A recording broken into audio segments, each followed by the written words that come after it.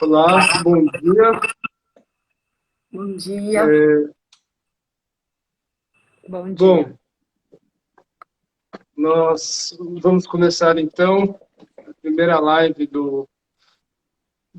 da página Drogas Clínica e Crítica. É, Antes de tudo, quero agradecer vocês de terem topado participar.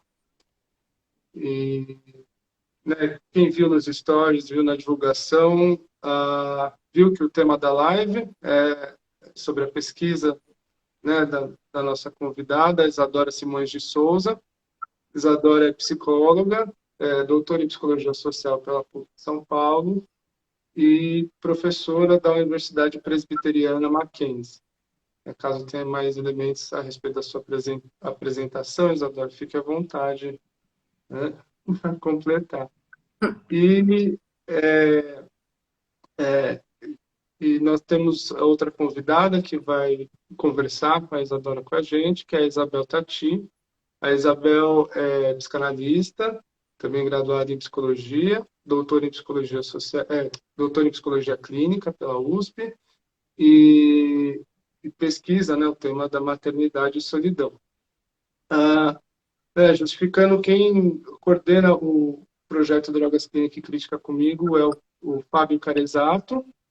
Ele, infelizmente, não pôde estar presente hoje, mas por um bom motivo, né? A filha está chegando e ele está aí correndo com as acomodações para receber, né, a neném. Bom, ah, então, iniciando, né, a pesquisa da Isadora, como o pessoal já viu em alguns stories, ontem eu contei um pouco uma situação, né, é uma pesquisa que fala a respeito do sequestro de crianças feito pelo Estado brasileiro em crianças que são filhas de mães que tiveram histórico de uso de drogas. Isadora, eu vou passar a palavra para você e eu gostaria de, né, se você quiser contar um pouco como é que surgiu a ideia da pesquisa, falar um pouco da sua trajetória, e aí logo depois, né, se a Bel também quiser fazer algum comentário, fiquem à vontade. Tá bom. Então vou. Bom dia para todo mundo. Oi, Bel, oi, Rodrigo. Oi, Obrigada. oi. É muito legal, assim, né? Acho que vocês têm feito um trabalho muito importante aí frente a tantos acontecimentos, né? A vários, né? E também que também vão dizendo da violência de Estado, né? Aqui em São Paulo, em outros lugares. Então, queria agradecer também por vocês estarem dando visibilidade aí a essa discussão, né? Tão urgente e lamentavelmente, né, tão frequente assim, né? A gente segue vendo muitas violações, né? Não é, lamentavelmente, assim, são notícias novas, né, que vão dizendo sobre várias violações, né, de direitos, de violência obstétrica, de laqueadura compulsória, né? Então muitas questões, né, que estão dizendo a respeito em relação a isso. Assim. Eu até estou vendo que vários ex-alunos assim entraram aqui e tem um caso antigo na realidade que desperta, né, esse interesse nessa pesquisa, que foi ainda quando eu estava lá no Rio Grande do Sul, né, no meu primeiro trabalho como psicóloga dentro da política de assistência social na região metropolitana de Porto Alegre. Estou falando isso porque é um caso que eu conto em aula sempre, assim, que é um caso que me coloca muito, né? Acho que são duas frentes que me colocam muito na trincheira antiproibicionista, assim, na minha experiência como psicóloga. Uma muito frequente, né, que também dizia da violência de Estado, era o assassinato dos meninos que eu acompanhava, né? Então, que sofriam violência policial, entre outras tantas, assim, que foram me posicionando muito na trincheira antiproibicionista. E um outro acontecimento é um caso, né, que envolve muitas mulheres, né, na realidade seus companheiros na época tinham sido presos, enfim, por envolvimento com drogas e tal, e as mulheres assumem, né, uma região assim que a gente vai chamando de tráfico pela trincheira proibicionista, né, mas um mercado varejista ali de drogas, que elas assumem, né, o comando ali. E, na realidade, a primeira vez que o Estado começa a acessar elas é para dizer, então, que os filhos dela precisavam ser retirados, né? Porque além de vender, elas usavam. Então, para minha surpresa, né, a equipe, na época que eu fazia parte, vai entrando nesse caso sem nem conhecer, dizendo na mesma posição, né? As crianças têm que serem retiradas, têm que ser retiradas. Então, essa família, né, que era num canto, lá no Rio Grande do Sul, a gente não chama de favela, a gente chama de vila, assim, né? Era num canto do bairro, e só quem acessava era a agente comunitária de saúde, assim. Então, na realidade, a assistência social nunca tinha entrado no caso, assim como nenhuma outra política, assim, né? Estava perto dessas mulheres e dessas crianças, assim. Então, acho que marca muito que num trabalho muito solitário, eu, essa agente comunitária de saúde e uma educadora do CRAS na época, a gente vai entrando nesse caso, acompanhando e conseguindo fazer uma outra construção e disputa, né, dentro do judiciário e com os outros. Então, é um caso que eu, inclusive, conto, vou relembrando dele no início da tese, porque é um caso que me marca muito, assim, né? Então, acho que vários caminhos depois, né, foram me chamando muito a atenção, assim, na época que eu estava em Brasília, né, no Ministério da Saúde, é quando estoura um caso muito emblemático aqui no Brasil, que foi o caso de Belo Horizonte, quando o Ministério Público lança duas recomendações, né, as recomendações 4 e 5, que pelo seu conteúdo, assim, né, produziram muita surpresa, né, o Ministério Público não tem, né, um poder de guiar o que as políticas públicas vão fazer, mas evidentemente quando se lança uma recomendação causa algum poder, né, ali de cumprimento, né? Então o que os serviços vão dizer? Não, se o Ministério Público está dizendo, a gente vai fazer, né? Então é muito grave porque as recomendações iam dizer, né? Uma delas vai dizer que mulheres usuárias de drogas e especialmente em todo o furor, né, do crack tinham que ser avisadas ao Conselho Tutelar imediatamente. Isso produziu muitas violações de direitos humanos ali. Então, ou seja, né, maternidade foi feita para fazer as crianças, né, para ajudar as crianças a dar, né, a chegar no mundo, ajudar suas mães a darem à luz, né? E pronto, né? Não existe a possibilidade de uma maternidade reter bebê, né? Ou reter a mãe, né? Então isso é algo bastante grave, né? Então acho que essas situações foram produzindo muito esse efeito, né? E uma outra era que as unidades básicas de saúde avisassem, né, comunicassem sobre as gestantes impontuais, né, no seu calendário ali pré-natalino, né? Então isso foi produzindo um efeito que muitas mulheres foram se afastando, né, de fazer o pré-natal por medo do que poderia produzir, assim como muitas delas resolveram também, tentavam dar à luz em outro lugar, que não nas maternidades, por medo de seus bebês serem retidos e levados para abrigos, né, ou elas mesmas serem retidas dentro das maternidades, né.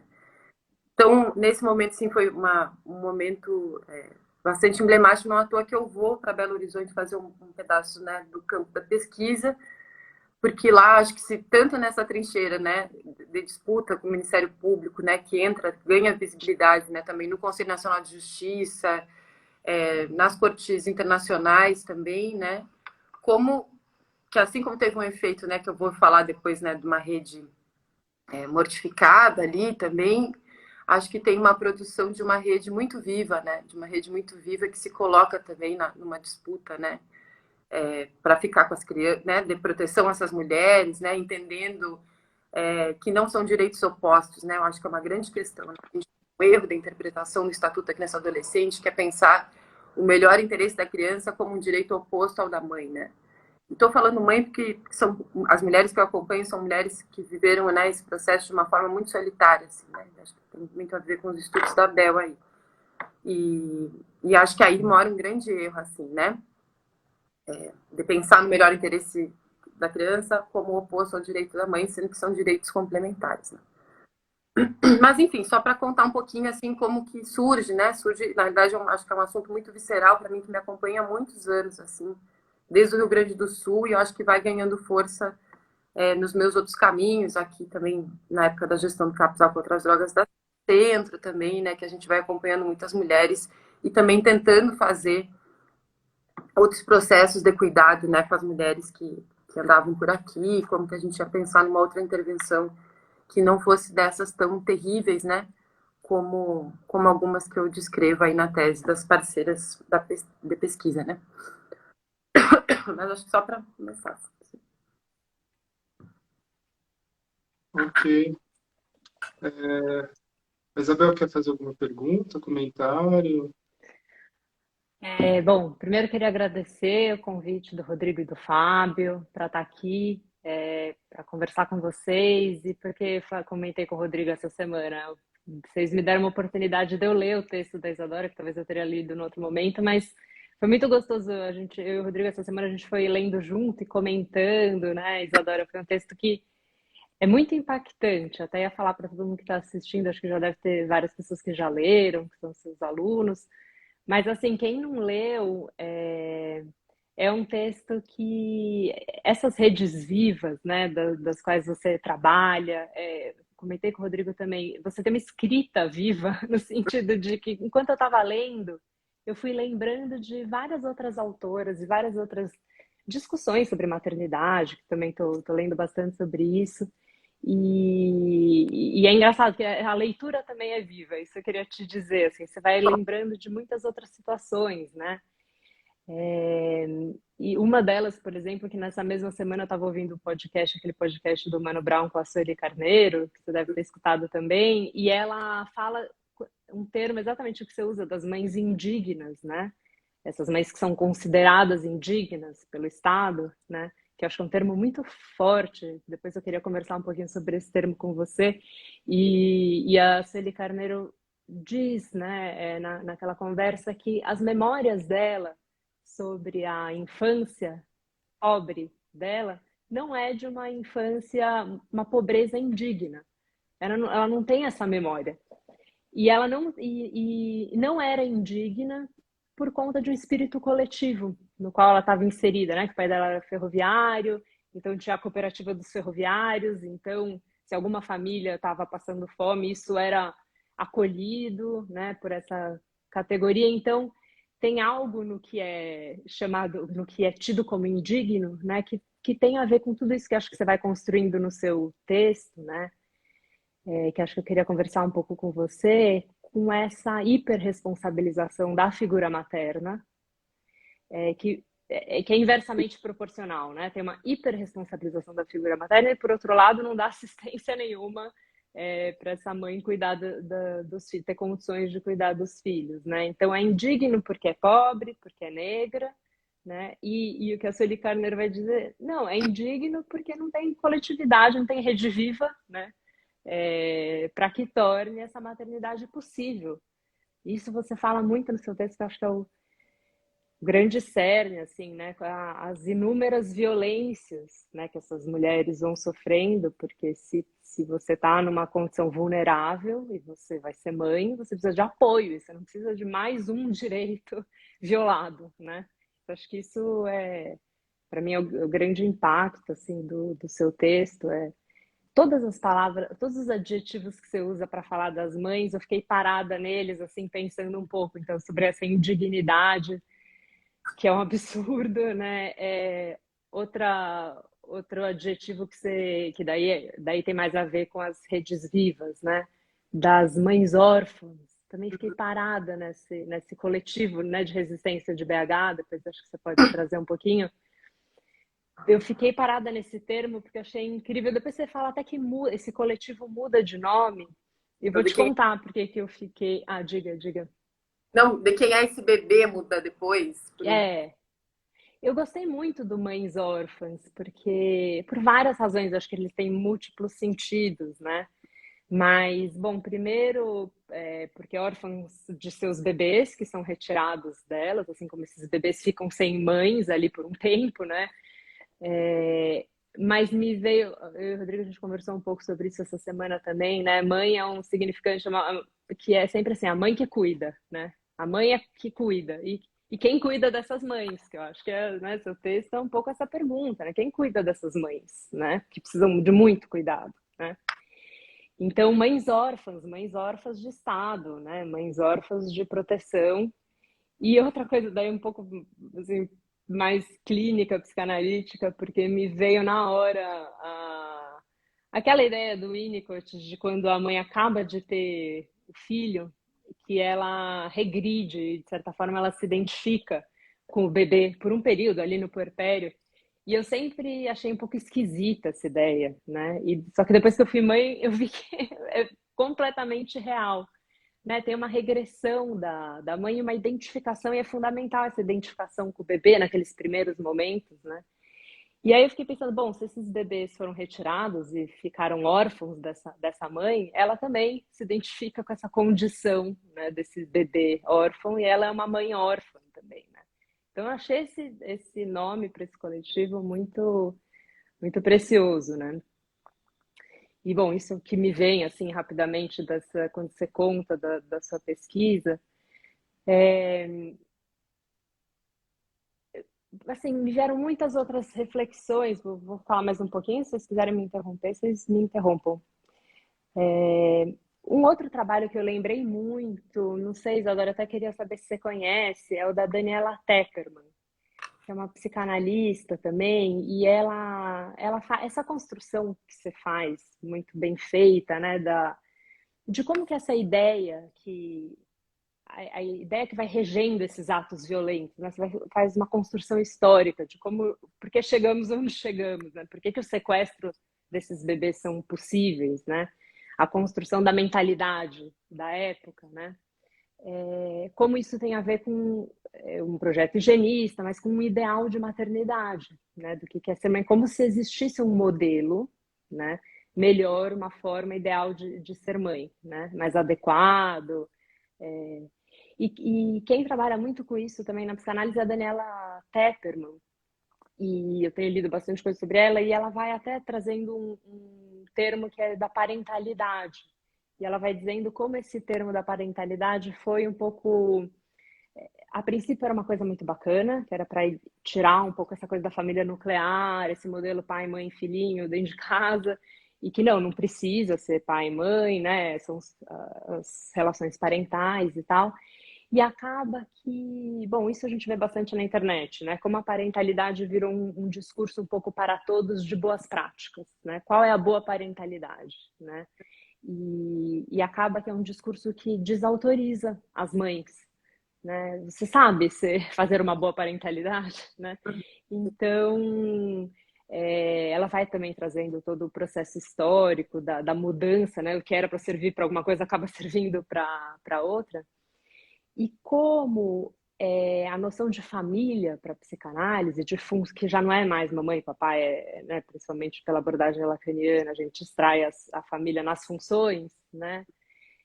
Como operar com as funções é exatamente extrair essa ideia de que a parentalidade é um universal, ideal, que tem um modelo, que era o que o Freud brigava bastante.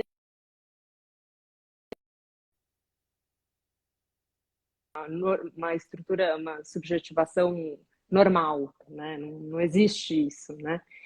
Então, e aí a partir da ideia de transmissão familiar que o Lacan que eu acho que daí é bem, pensei muito nisso enquanto eu li o seu trabalho, Isadora, porque na ideia de transmissão familiar, né, a gente trabalha exatamente com os excessos e com as faltas.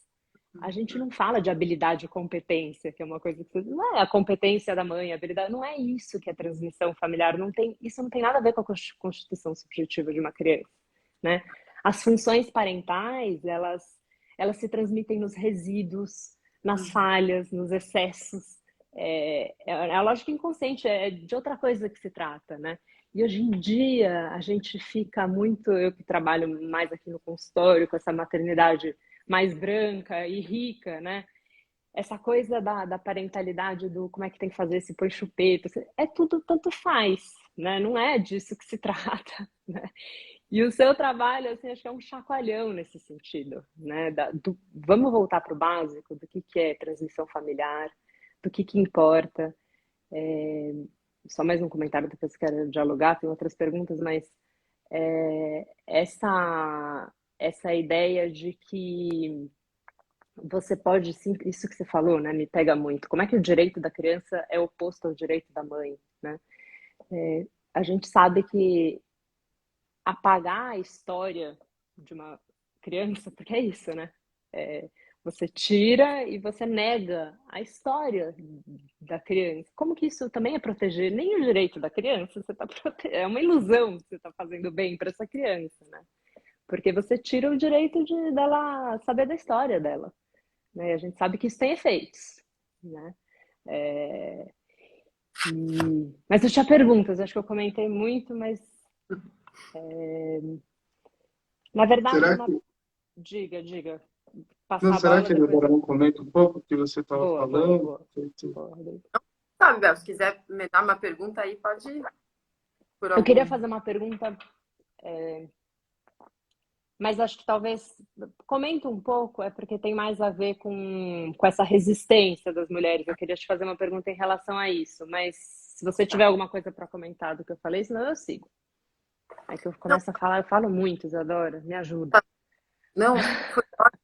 Eu fiquei pensando em coisas de uma reflexão ali que eu faço muito a partir também de uma experiência muito desastrosa, assim, que também o meu estado é brabo, assim, né? O Rio Grande do Sul é fogo.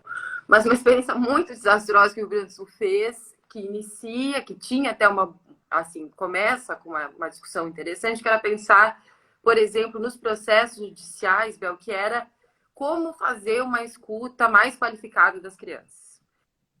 Justamente entendendo assim, se essa criança faz, né, ela existe, ela faz parte do processo, vamos escutá-la bem. Só que foi um processo, né, que é o tal do depoimento sem danos na época, assim, que foi colocar um ponto eletrônico para um psi ou um assistente social fazer uma tradução infeliz ali do que, né, da falta talvez de habilidade que alguns desse na época ali de falar. Por exemplo, eu trabalhei com criança e adolescente que estavam, né, ameaçados de morte, tal, a gurizada dizia pra gente, eu não quero falar com vocês, quero falar com o juiz, eu tô ameaçada, eu não quero outra pessoa intermediando esse papo aqui, né? Então tinha uma ideia, né, inicia muito num cenário ali de violência sexual e tal, esse tipo de escuta, mas depois ele avança para outras discussões, né? Na minha tese, assim, das parceiras de pesquisa, né, que também acho que eu vou tomando assim como parceira também justamente numa ideia, né, que a gente contratualizou coisas, eu e elas, inclusive, né, da gente ter como uma estratégia de denúncia poder falar, né, das maternidades, das pessoas que conduziram esses processos, elas pedem, porque elas vão entendendo, né, que em algum momento, quem sabe, os filhos possam encontrar essa história, né, então, a gente vai entendendo que talvez a tese possa ser uma das linhas, que quem sabe um dia essas crianças que vão ser adultos possam encontrar as suas histórias, as suas verdadeiras histórias, né? Então, lembrando disso, tem uma parte muito bonita, né, no livro da minha orientadora de doutorado, da Cristina Vicentim, que ela vai trabalhar com adolescentes, né, em cumprimento da medida socioeducativa, no livro dela que é A Vida em Rebelião e tal, que ela vai falar, os meninos lá pelas tantas, eles vão dizer assim, ó, tu não vai nos entrevistar sem a gente ter uma prova disso. A gente quer gravar numa fita, cassete, e tu vai transcrever isso, e tu vai levar num cartório, e tu vai entregar para nossa família. Porque os guris safos aí da vida já, assim, vai sei lá eu o que tu vai fazer com isso que a gente fizer. Então, essa foi a contratualização que eles fizeram no momento da pesquisa, né, da Cris com eles, né? E aí a Cris depois fazer todo um desdobramento do conceito de uma clínica criançável, né? E do quanto a gente pode ser descriançável, e não é só do lugar ali que a gente atende as crianças, né? Enfim, mas é do quanto a gente pode fazer uma clínica e não escute as crianças, né? Por esse mundo adultocêntrico que a gente vive, que tudo que criança fala é bobagem, ou desse atravessamento que, não tem problema, não paga boleto, tudo bobagem. Nós, adultos, sabemos o que é melhor para as crianças, né? E nessas, né, no caso da Aline, né, que eu vou dizendo ali que ela sucessivamente vai sendo desmentida, né? A Aline tem provas de tudo, né? Ela fez, que é uma, para quem, acho que eu vou falando assim, é uma das mulheres, né, que eu acompanho na pesquisa, ela vai dizendo muito assim, eu fiz o pré-natal e falaram que eu não fizeram. Eu não fiz. Eu fiz, eu tinha uma casa e falaram que eu não tinha. Então, todos os processos, ela foi sendo desmentida, né? Sucessivamente desmentida. E a gente tem um efeito muito grave, né, num dos filhos que ela consegue recuperar, né, ele fica quase um ano afastado dela em acolhimento institucional, e ele teve um atraso na fala. O gurizinho teve um processo assim, muito traumático, muito traumático. E o menino não foi escutado, não consta no processo, né, o menino dizendo que queria ficar com a mãe. Né? Ele foi afastado de uma forma, imagina, ela foi levar a outra filhinha, né, na escolinha, a mãe morava na casa ao lado, o gurizinho estava dormindo, e aí entra o conselho tutelar, então foi de uma forma tudo muito traumático, né? Então esse gurizinho que não foi escutado, né, ele tem efeitos, né, na sua vida, no seu corpo, muito fortes, né? Então, assim, são alguns casos, né, assim como no caso da Ana, né, minha outra parceira de pesquisa, hoje redutora de danos do coletivo Diverso lá da Unifesp. A Ana, o primeiro filho dela vai dizer para ela isso assim, ó, eu fui para uma família horrível, eu não queria ter sido adotado, eu não queria ter vivido essa vida assim, né? Os filhos dela que ela reencontra depois que ela teve o 11º filho, que é o primeiro filho que ela consegue ficar, alguns vão dando notícia, assim, né? Então, eu acho que uma das coisas que eu retomo, né, que é essa construção que a gente tem, acho que dessas maternidades, né, brancas, eu acho que também retomando, né, a própria Sueli, né, falou a Sueli Carneiro, a própria Lélia Gonzalez, a Beatriz Nascimento, e até um texto bem recente da Berenice Bento, em que ela vai falar sobre necrobiopolítica, que é justamente uma construção, né, que ela vai pegar alguns exemplos, né, como a detenção arbitrária, os autos de resistência e a lei do ventre livre. Ela vai lembrar justamente, assim, né, que o fato das crianças serem livres e as mães seguirem sendo escravizadas, né, não terem uma condição de liberdade, assim, né, era uma produção que essas mulheres seguiam produzindo pedaço de carne necessário para alimentar um sistema, né. Então, é uma estratégia, né, de retirada dos filhos das mulheres negras para as famílias brancas terem seus filhos, né? E eu não estou falando aqui de forma alguma contrária, né, pessoal? A gente tem processos de adoção. Eu tenho pessoas na minha família que são filhos de adoção, que são, né, que foram pessoas amadíssimas, queridíssimas, processos importantes. Eu nomeio o sequestro justamente porque eu estou acompanhando mulheres que não tiveram devido processo legal. A palavra sequestro, rapto, sumiço, né? Enfim, várias palavras que elas mesmas também vão nomeando, né? É uma ideia de dar visibilidade a casos, né, que os processos não foram contenciosos, em que essas mulheres foram desmentidas, né, em que essas mulheres não foram escutadas, justamente por isso, né, Bel, por essa forma indigna, essa maternidade indigna, essa mulher que não presta, essa mulher deselegante, que tem um vício deselegante. E, evidentemente, que a gente está falando das mulheres negras e periféricas. Ninguém vai questionar o uso de cocaína de uma mulher, de uma mãe que vive em Higienópolis, né? Ou seu uso intenso de álcool, né? Isso está fora de questionamento. Então, em alguma medida, né? Acho que quando a gente precisa colocar muita luz, né, nos processos de adoção, a gente está num país em que a gente tem altos índices de devolução de crianças, né? Nesse processo, quase como se eu fosse comprar um liquidificador, né? Aí deu um problema, eu devolvo, né? Inclusive os filhos de uma das parceiras da pesquisa que passou pelos processos, né? Por um processo de devolução. Então isso é de uma marca também, né? Assim, de muito trauma, né? De muita dor, assim. Então justamente nessa construção das mulheres indignas, das maternidades indignas, essa mãe não presta, me dá aqui esse bebezinho, eu sei o que é o melhor para ele. E eu só, antes de até falar, eu pensei numa coisa assim que eu acho que também é algo que eu tenho pensado muito, assim. Acho que desde o processo de redemocratização do país, em que a gente vive um movimento reformista, de reforma sanitária, de reforma psiquiátrica, de reforma agrária, e inclusive a construção do Estatuto da Criança e do Adolescente, né, que foi promulgado depois da Constituição Federal de 1990, né, então que a gente tem uma história aqui, né? 1927, Código de Melo Matos, que tinha essa ideia de disciplinarizar os filhos da pobreza. O Código de Menores, que mantém essa doutrina, né? E que faz uma abertura, né, galopante de abrigos aqui no Brasil, né?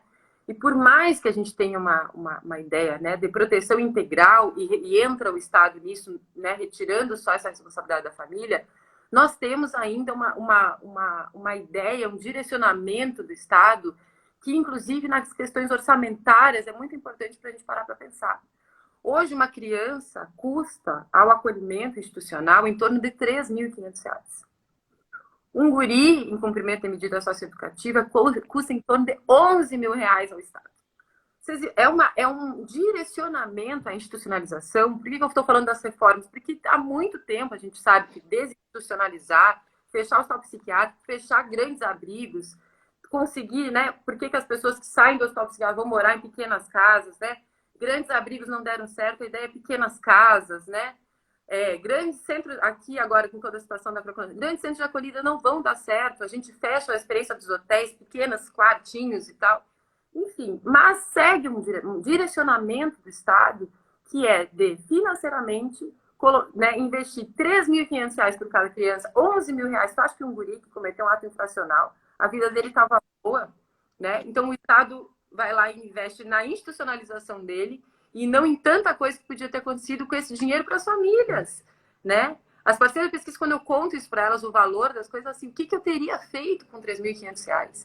Estava numa situação de extrema miséria, e frente, né, ao intolerável, né, em frente, e aí vou usando a Elza Dorlan muito, né, para pensar as questões de autodefesa, da filosofia da violência, assim, as táticas marciais de si incluem aumentar o uso muito, né, o uso intenso demais, né?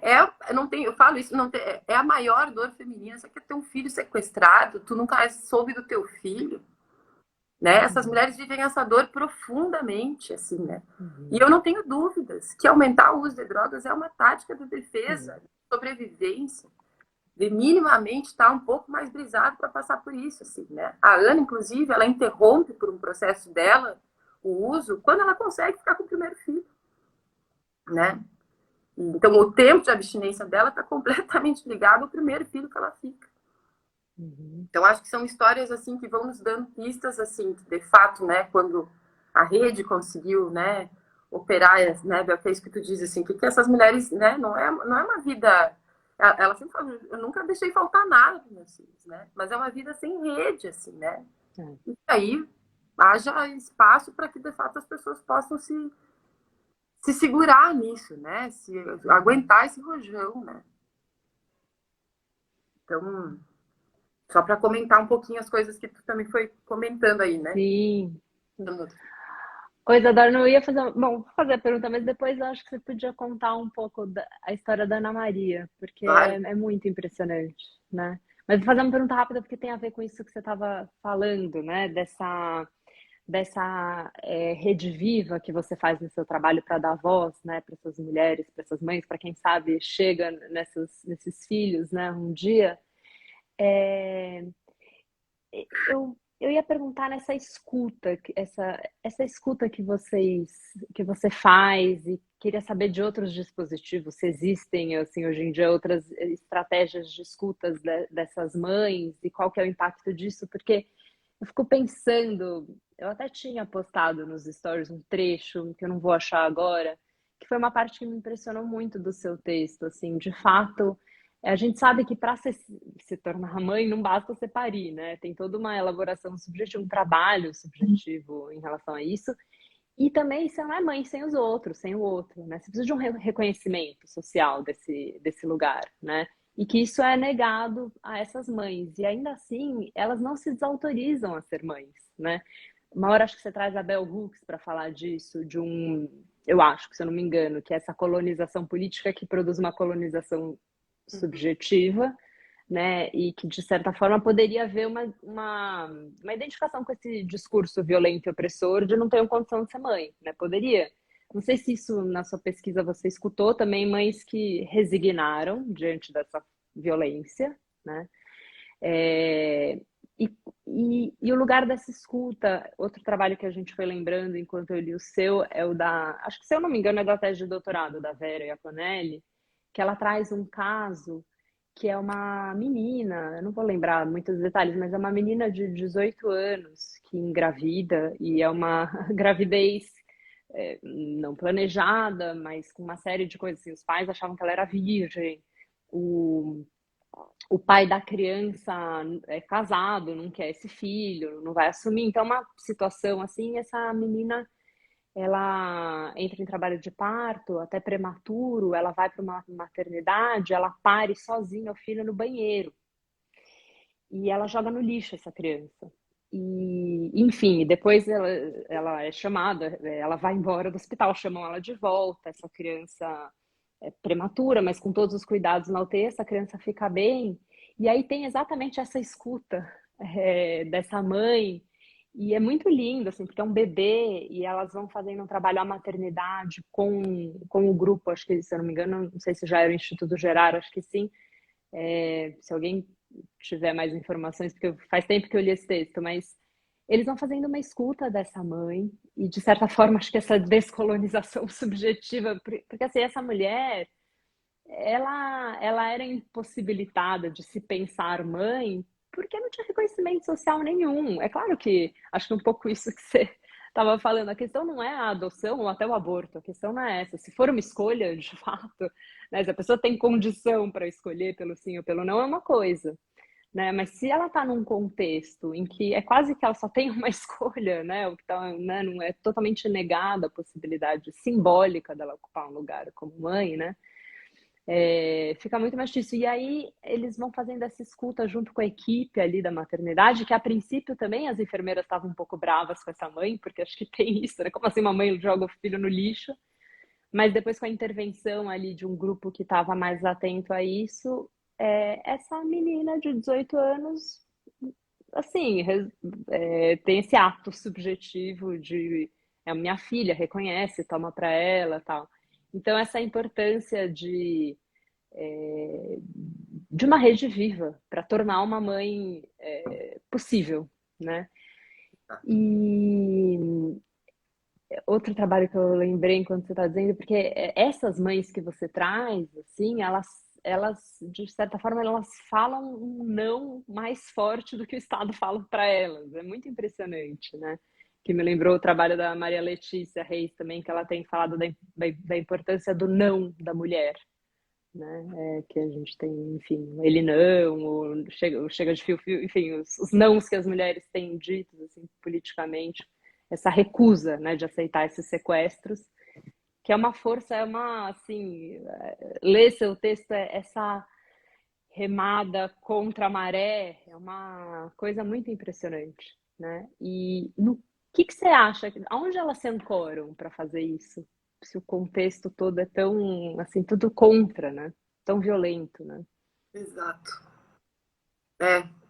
Eu fiquei pensando também, né, tem no fim, nessa imersão, assim, pensar sequestro e outras formas de sequestro, eu acabei entrando, né, em outros países também, né, para discutir a retirada das crianças, né, e entro muito no processo do sequestro das crianças na ditadura argentina, né, e na ditadura do Franco, né, na Espanha, assim, que eu acho que são dois, pego, né, não à toa esses dois países, assim, num processo até que, quando eu fico um pouco lá em Buenos Aires e converso muito com a Carla Vijalta, assim, que fez uma tese fabulosa, assim, na antropologia, né, discutindo o plano sistemático de sequestro dos bebês na ditadura, me vindo, assim, o quanto, né, que é uma estrutura, que eu acho que até dessa passagem da tese que tu fala, assim, do quanto que há muitos anos a gente monta mecanismos diversos, né,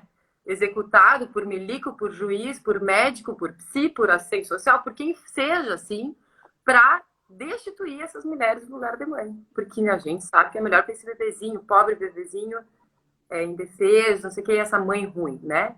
Então, esse discurso, ele se sustenta há muitos anos, né? Então, no sequestro da ditadura, né, das crianças na ditadura argentina, isso se sustentou pelo fato, né, que as mulheres comunistas não eram boas mães, né, mas essas crianças serviam ainda ao exército. Então, o plano sistemático é bem claro em dizer, crianças até 10 anos ainda têm serventia. Depois dos 10 anos, o gene comunista pode estar instalado. Então, matem as crianças. Na ditadura do Franco, ele coloca, então veja essas alianças, né, um psiquiatra, né, do exército nos campos de concentração para avaliar os genes marxistas comunistas das mulheres para também, né? Ou coloque essas crianças para adoção, ou vem para a família do exército, né? Ou matem. Dependendo né, do quanto está instaurado o gene marxista, né? Tem textos, é impressionante, assim, né? Depois até se vocês das mulheres de Málaga, né? Das mulheres marxistas malaguinhas, que o próprio psiquiatra, né? Ele foi uma grande referência, né? Para outras, né? Ditaduras na Europa e também na América Latina. Esse cara é muito citado depois porque sustentam nas práticas dele. Né? Então, aqui nós no Brasil a gente tem um trabalho belíssimo do Eduardo Reina, jornalista, no livro O Cativeiro Sem Fim, que ele vai falar que a gente tem um registro aqui no Brasil do sequestro de uma criança na ditadura, e ele consegue acessar 19 histórias, né, de crianças que foram retiradas durante... Até recentemente, vocês devem ter visto, apareceu aí, né, uma mulher que vai falando desse processo de sequestro dela e tal, que o Eduardo Reina também, né, enfim, falou. E até também no belíssimo estudo do Fábio Luiz Franco, também, que ele vai falar sobre desaparecimento, morte, né, até estava com um livro dele aqui, Necropolítica, Desaparecimento e Subjetividade, né, na ideia de governar os mortos, assim, que também, quando ele vai entrar lá na discussão da cova de Perus, também tem um monte de criança lá enterrada, entendeu? Então, mas tem algo muito bonito, que eu acho que, tanto na discussão do Fábio Luiz Franco, como da própria Lélia, enfim, que acho que a gente na saúde mental vai falando muito, né, quando vai pensar em agravo em saúde, vai dizer do suicídio, né? Então a maior causa da morte é o suicídio na saúde mental. Nós não estamos falando da morte em vida, nós estamos falando de aniquilamento subjetivo, nós estamos falando, né, do ato mortífero, né, que tu vai aniquilar alguém subjetivamente, se tu sequestrar o filho dela, né? Então essa morte e o efeito disso para essa criança, né? Como eu estava falando do caso da Aline, como eu estou falando do caso do primeiro filho da Ana, assim, né? Que vai dizer do que foi viver uma vida longe. Acho que não à toa eu resgato algumas histórias, por exemplo, a Samira, né, que para nós a saúde mental é sempre algo tão forte assim, mas no documentário da Samira aparece a Maria Fernanda dizendo: eu fui afastada da minha mãe e eu não queria ter vivido longe dela, porque eu sei que enquanto houver o lixão, ela diz, a minha mãe vai ficar aqui, e assim foi, a Samira morre no lixão, né? Mas ela fala assim, melhor pessoa que cozinha, a minha mãe, né? E ela vai dizendo daquilo, daquela ligação com aquela mulher, né? E aí, até a Bel lembrando da infância da Sueli Carneiro, né? Assim como foi a filha da Carolina Maria de Jesus, assim, que tá junto da curadoria dos textos da mãe, que teve uma infância miserável, né? Ela tem... como é o nome dela, gente? Ela fala... Esqueci o nome dela. Você cita no seu texto. Logo vem a filha dela, né? Uma pedagoga maravilhosa, assim.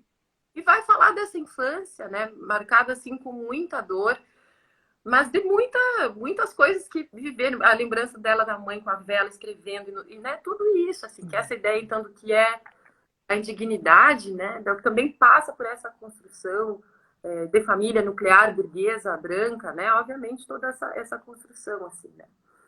Então... Fala, Rodrigo.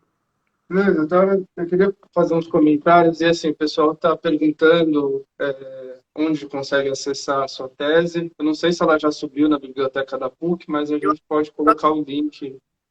Mas a gente pode, se de repente daqui uns dias tu topar colocar, a gente... depois a gente pode deixar disponível na página, sim, né? E os outros trabalhos também estão sendo mencionados. E uma coisa que, né, assim, até para compartilhar contigo um pouco da experiência em relação ao tema e ao trabalho, quando eu peguei a sua tese, eu falei, nossa, tipo, a gente vai começar a primeira live do canal, página sobre drogas, falando de maternidade, drogas e criança sequestrada. Eu pensei, né, tipo... E eu admito que eu percebi em mim uma resistência com o título do projeto. Eu pensei, será? Várias pessoas. Então, pois é, quando eu peguei o título, eu falei, putz, será, cara? E aí, será que seria justo, né, esse nome, essa palavra? E aí, na medida em que a gente vai lendo e vai testemunhando as histórias, e eu já trabalhei em abrigo, já fui psicólogo de abrigo, né, cheguei até a lembrar de algumas circunstâncias também. E aí, as cenas descritas, elas deixam muito evidente o caráter de sequestro, né? Acho que tanto um pouco da que eu comentei ontem, que é essa coisa de esconder o bebê da mãe numa UTI neonatal, né, para fazer o processo de institucionalização e adoção, sendo que a família está no hospital, está querendo cuidar da criança, como numa outra situação que você narra, né, para as pessoas que estão assistindo terem uma ideia, que é tá a mãe e o pai na maternidade e um policial pega o bebê e fala, ó, vamos lá para a instituição, o bebê vai junto com, eu vou só ajudá-los a levar, né? Quando chegar lá a gente vai se ver lá, vai estar tudo bem, e o cara pega o bebê e sai fora, né? Assim, sem qualquer, então não tem outro nome para isso. É sequestro mesmo, né? Então fica muito. E eu lembrei até de uma outra, de uma experiência dessa do abrigo, em que uma vez chegou um bebê recém-nascido e quando eu fui conversar com o conselheiro tutelar, ele diz, não, essa mãe tinha vendido, né, ela tinha prometido que ia dar o bebê para uma moça e, e aí ela se arrependeu e quis ficar com a criança. E eu falei, mas por que então a criança está aqui? Sendo que a gente sabe que barriga de aluguel é crime no Brasil. Né? Então, assim, acho que é muito importante e a gente resgatar, né, essa perspectiva que diz respeito à criminalização da pobreza e como as drogas são usadas para isso, né? Uhum. Como um dispositivo de criminalizar essas mulheres, né? Principalmente nessa questão em relação ao crack. E, e aí, levando isso em consideração, né, a gente pensou em algumas coisas. Uma delas é em relação a essa questão o Freud, no Psicologia das Massas, no capítulo da identificação, ele fala de como às vezes a gente se relaciona com a mulher em duas instâncias, ou a santa ou a puta. Né? E aí parece quando você fala dessa maternidade indigna, e aí é interessante como em relação às drogas em relação às drogas e a pobreza, a gente tem algo muito similar também com a sexualidade, que é as classes mais baixas têm menos anteparo social para isso, na medida em que tanto a sexualidade como o uso de substâncias fica mais exposto. Né? E aí parece que isso vira um dispositivo muito poderoso, né, para invisibilizar essas pessoas, porque é algo que você escuta no campo, no sentido da pessoa, ah, não, ó, mas essa mulher se prostituía, como é que ela vai criar uma criança? E aí, nesse sentido, o uso de drogas entra no mesmo registro, né? E aí, levando isso em consideração, uma coisa que chama muita atenção na tese, para quem, né, já trabalhou nessa área da infância e adolescência, é que é uma fantasia muito comum da criança brigada que ela foi sequestrada de sua família, que ela tem uma família que a ama, né, e que alguém muito malvado foi lá e a privou disso. E então, assim, uma das questões que a gente entra muito em contato nessa área é a importância da criança acessar o próprio histórico familiar, né, para ela poder fazer algo com isso. E é muito trágico como esses relatos corroboram com essa fantasia. Né? E como você mesmo disse, de, lembrando de como, sim, né, tem casos que é necessário a criança ser acolhida, tem casos que, né, infelizmente não se encontram condições, né, e que bom que se encontram famílias para adotar e etc. Mas tem esses casos, como você relata, que são aberrantes, né, no sentido de é uma violência muito perspicaz, né, assim. Muito, muito. Não, e eu fico pensando assim, né, Rodrigo? Por exemplo, no caso da Aline, né? Quando ela descobre a família que adotou, a Aline fez um processo dela investigar a história dela, né? Do filho. Quando ela consegue acessar, ela não foi assim, me devolvo, meu filho. Ela, todo tempo, ela diz assim, ó, eu agradeço vocês, mas eu só quero o meu... Tem frases, né, da Aline, assim, que é impressionante. Até vou falar aqui de uma que eu abro ali, deixa eu ver se eu acho aqui rapidinho. Que é muito impressionante, assim, ela vai falar, né? É uma alienação fascista, é uma máfia, é uma injustiça. E essa verdade precisa prevalecer. A mentira não pode prevalecer. Essas crianças estão vivendo uma vida de mentira alienada. Eu concordo com a adoção justa, mas essa adoção, no meu caso, com propriedade, realmente é injusta. O tempo inteiro, né, uma das coisas que mais aparecia nas minhas conversas com a Aline era assim, eu tô falando, veementemente eu afirmo. Veementemente eu afirmo. Veemente, é uma coisa muito assim que ela... Porque ela precisa, porque ela foi completamente desmentida nos processos dela, assim. Então, quando ela encontra, ela envia um e-mail, né? E ela fala que, né? Enfim, que ela encontrou, que ela estava muito feliz, que ela queria somar, o amor dela queria somar. E, claro, no desespero, a família manda a polícia na casa. Então, assim, né? Quem tem fé pública, né? Então, a polícia vai lá, ó, fica quieto no teu canto, não te mete mais nisso e tarará, pronto, acaba a história. E a família foi embora para outro estado, enfim, várias coisas, né? Então, não se tem essa possibilidade. E eu acho, né, Rodrigo, que nos processos de adoção, né, agora ainda estava acompanhando com uma aluna um caso muito sério, assim, de irmãos que foram separados, todo o tempo um menino dizendo, eu entendo que a gente não vai conseguir se adotar todo mundo junto, mas eu não queria perder o contato. E foi cortado, gente, foi cortado, assim. Então, assim, o que nós estamos fazendo? Então, quando eu falo que passa pela minha contratualidade com elas, assim, ó, elas assim, nos ajuda a contar veementemente a nossa verdade aqui, porque é um Estado brum, sabe? É uma patrola por cima, essas mulheres sem defesa, né? E essas mulheres, muitas das advogadas que eu conversei, assim, essas mulheres sem assessoria jurídica, né? É algo muito voraz, assim, né? É voraz. E não à toa que começam a entrar com habeas corpus para retirar as crianças, né, que foram acolhidas institucionalmente pela vida pregressa da mãe, né? A gente teve agora, recentemente, um caso da Andriele, tá? Não sei se ela não vai entrar aqui hoje, em Florianópolis, que é isso, assim, ela não está fazendo uso agora, e mesmo que estivesse fazendo as substâncias, a filha foi acolhida pela vida pregressa dela, né? Então, de novo, também aquela discussão que Foucault fala, tu passa a ser julgado não pelos teus atos em si, mas pelo que tu pode vir a fazer. É uma perigosa em potencial, né? Então, tu nem assim, a partir daquilo, né? Realmente, assim. Então, o caso dela é mais um caso entre tantos, né? Os casos de laqueadura compulsória, assim, que eu também vou falando, né? O caso da Janaína, né? O caso do Socorro. Porque ela tem uma deficiência, então ela pode vir a ser...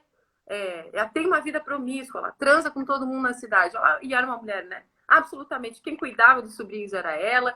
Enfim, então são tantas as violências, né? A Andriele, depois da retirada da filha, ela passa uma laqueadura na cesariana, né? Fizeram laqueadura na cesariana, por ordem judicial, né? Então, acho que essa ideia, por isso que eu retomo um pouco os códigos que antecederam o Estatuto da Criança e do Adolescente, assim, é que justamente o controle, ele passa a se dar no corpo, né? Então, eu acho que isso, quando tu tá retomando, né, essa coisa, né, da santa ou da puta, então o controle vai operar aqui no corpo, né? Então, por isso que eu retomo essa ideia de quantas forças são mobilizadas, né? É isso. É o médico, é o juiz, é isso, é aquilo. Nós vamos reter bebê, nós vamos...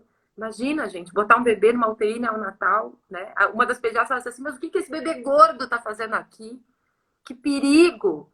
Por que ele tá aqui? Por que não botaram no canguru? Por que não tá com a mãe? Então, assim, são bebês correndo muito risco em UTI neonatal. E estão retidos. Por que está retido?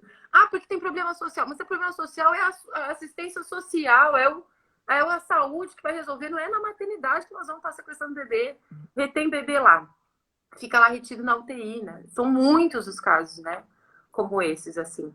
E acho que a Bel ali pedindo para eu contar a história da Ana, né? A Ana, ela... Imagina, né? Uma menina com uma história, assim, de vida daquelas, né? Então, começa, né, na primeira gestação, e é uma das coisas que eu falo no fim, assim, para muitas mulheres, né, a experiência da maternidade, acho que não à toa, eu me lembro muito da faculdade, assim, que a gente discutia muito gestação na adolescência, assim, é um lugar, assim, né, importante, assim, para Ana, isso foi sendo sucessivamente sequestrado dela, assim, né, esse direito, né, então, uma das coisas, e num país em que o aborto, né, também não é legalizado, assim, de novo, é o Estado que define quem vai, como vai, onde fica, quem, né, é algo muito... No caso dela, ele foi rapidamente, assim, né, duas famílias brancas, como estratégia da construção das suas famílias, eu não tenho uma menina, eu quero essa menina para mim. Vão lá no juiz. Mas essa aqui não tem filho, pode ser um menino, então. Ela assina, né, as primeiras, né, sem saber ler, não sabe. Então, isso foi muito legal. Eu e a Ana, a gente falou numa live com o Conselho Nacional do Ministério Público, com, né, a Escola de Magistratura, e ela falou para um juiz, olha, eu nunca falei para um juiz, mas eu assinei sem ler, e eu queria que tu soubesse. Então, ela consegue, foi muito bacana, assim, né? A Ana é uma pessoa, num outro giro que vocês querem fazer, é uma pessoa muito legal, assim, também. Ela conta a história dela, assim, com muita força, né? E é uma militante, assim, do campo, e está muito implicada hoje em acompanhar outras mulheres, né? Que podem vir a passar, assim, quando estão com risco disso, ou que passaram e tudo mais, né? E a Ana foi uma sucessão, né, de histórias, assim, né? A Ana, por medo ela dizia, imagina, né? A rede não estava perto dela, em nenhum momento. Ela era vista gestante na cidade, né, lá em Santos. Tem uma parte, assim, que eu lembro da história oficial do filme, né, que fala lá também do sequestro de crianças na ditadura argentina, que as avós vão olhando as crianças, né, e acho que quando a Abel fala ali eu estou misturando todos os assuntos, mas quando fala ali do Mães Órfãs, aquele ato de resistência, de permanência, né, das abuelas, das madres da Plaza de Maio. Para mim, a Ana, a Aline, as Mães Órfãs, né? De quem é esse bebê? Esses coletivos são isso, assim, né? Então, são mães que elas vão dizendo assim, nossos filhos existem, né? E a gente vai, e assim como aquelas abuelas, né? Vamos dizer assim, né? São os corpos né, resistentes ali, né? Das suas mães sem filhos, mas atrás dos seus netos. Né? Então, assim, a Ana, né, foi uma sucessão de histórias em que ela dizia, eu via que eu era vista. A assistente social da maternidade já sabia que eu estava gestante. Ela só estava me esperando. Então, se eu entrava lá no Silvério Pontes, era batata, assim. Esse não veio para os meus braços, não veio para os meus braços, esse não veio para os meus braços, né?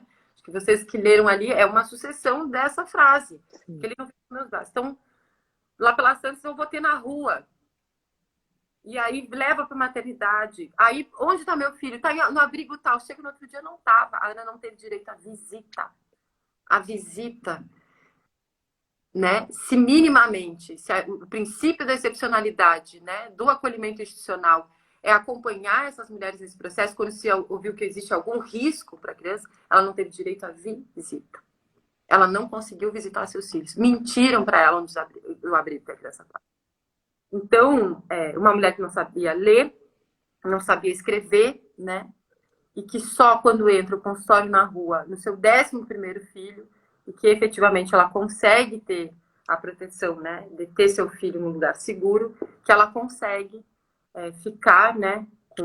Com o filho e reencontrar, né? A filha que tinha ido para um familiar e que depois foi para abrigo e volta a ficar com ela.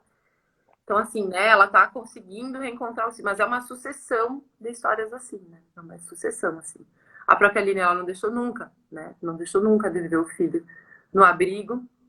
E aí, enfim, né? Ela foi comunicada, né, por uma ligação. Não precisa vir porque o filho já foi adotado. Sendo que né, ela estava indo semanalmente lá, né? E quando a Abel fala muito dessa questão das redes vivas, né, e o que a gente pode fazer nesse front, né, então quando eu vou falar das mulheres EBH, né, dessa rede viva, né, que não tomou... Desculpa te interromper rapidinho, parece que a live vai cair, acho que o Instagram tem um tempo, aí eu vou reabrir e chamar de novo, tá bom?